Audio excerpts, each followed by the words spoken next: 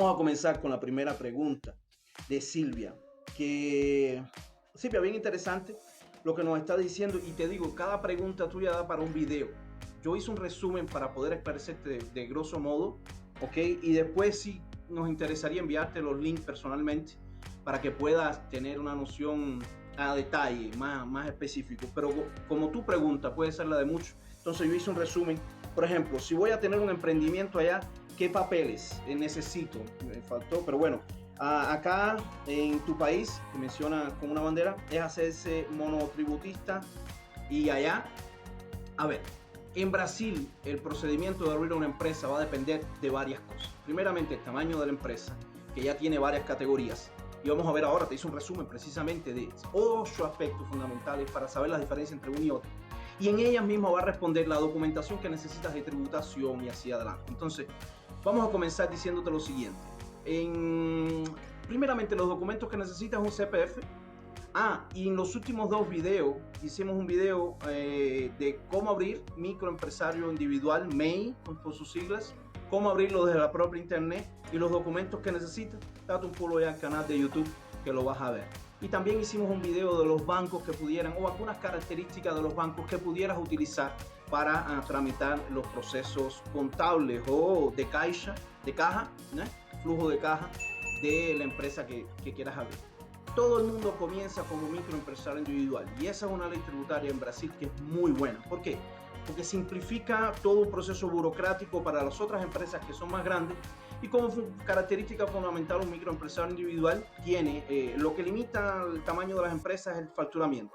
Pudiera facturar hasta 81.000 reales anuales, lo cual no es una cifra despreciable, porque si dividimos 81.000 reales entre los 12 meses, darían más casi 7.000 reales por mes. Pero eso es un facturamiento legal, un facturamiento bueno para Brasil. Atendiendo a mi experiencia y no por estar ahora en cuarentena, te digo que es un facturamiento interesante. Y cuidado, porque también atendiendo al tamaño de tu negocio, si te pasas, si eres microempresario individual y declaras más de 81.000 pesos, la multa es grande.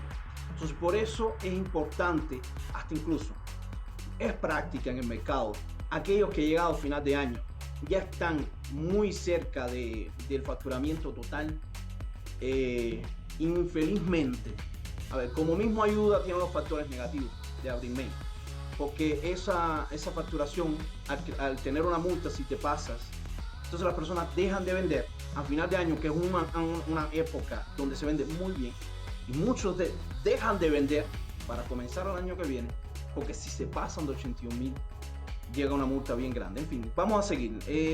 Puede ser microempresario individual, te aconsejo dar un follow en YouTube, vas a ver cómo abrirlo y los bancos que pudieras trabajar. Puede ser, por ejemplo, una empresa de pequeño porte, que vamos a ver también algunas características, pero también existe sociedad limitada o sociedad anónima. Ya esas son más grandes en su facturamiento, más de 1 millón, 3 millones. Entonces en esas no nos vamos a detener, porque todo el mundo comienza para experimentar el mercado y a su vez por la flexibilidad y facilidad que da para el pago de tributos, de impuestos. Vamos a verlo en la secuencia. Por ejemplo, entre microempresario individual y empresa de pequeño porte. Como te dije, lo fundamental es el facturamiento. Microempresario individual hasta 81.000 reales anuales, y una empresa de pequeño porte llega a tener de entre 81.000 a 360.000 reales anuales. Yo pienso que es una cuantía, por eso me enfoqué en mi explicación para darte en estos 2 montos fundamentales. Ahora, en el proceso de la formalización, el MEI se hace vía internet, viste que es bien simple, está un video allá en YouTube. Ya para la empresa de pequeño porte sí necesita una regularización un poco en la Cámara de Comercio de San Paulo, llevar una autorización de escritura y un proceso un poco más burocrático y tarda un poco más. Ya un microempresario lo logras hacer en 20 minutos desde el propio celular o del propio computador. Ahora, también hay una diferencia en las actividades. Para MEI existe una gran gama de actividades, pero para microempresas las actividades se incrementan. Ya como microempresario individual tienes una actividad fundamental y hasta 15 dependientes o secundarias. Ya con microempresa o empresa de pequeño porte tienes más posibilidades. También existe una diferencia en la contratación.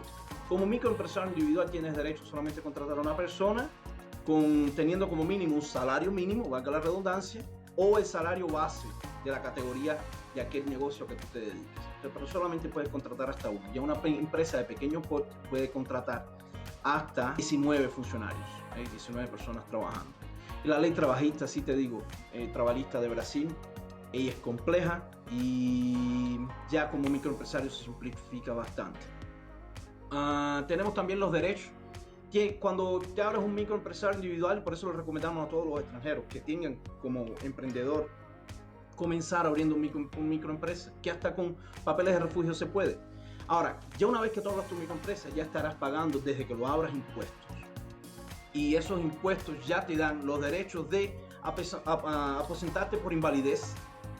Muchas personas no lo saben, te dan derechos del INSS porque dentro de los INSS en Brasil es derecho a maternidad, quedarte sin trabajo, te dan un salario por unos 6 meses y así adelante.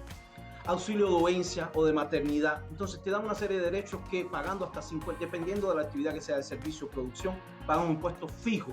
Y ahí entonces respondo a la segunda pregunta tuya en cuanto a la tributación. Sí, aquí también como microempresario individual es por el Simples Nacional con un impuesto fijo mensual.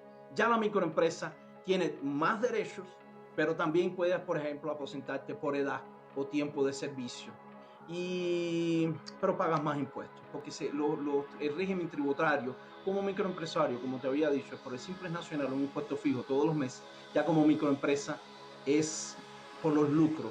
Generalmente llega a ser un impuesto alto, ¿ok?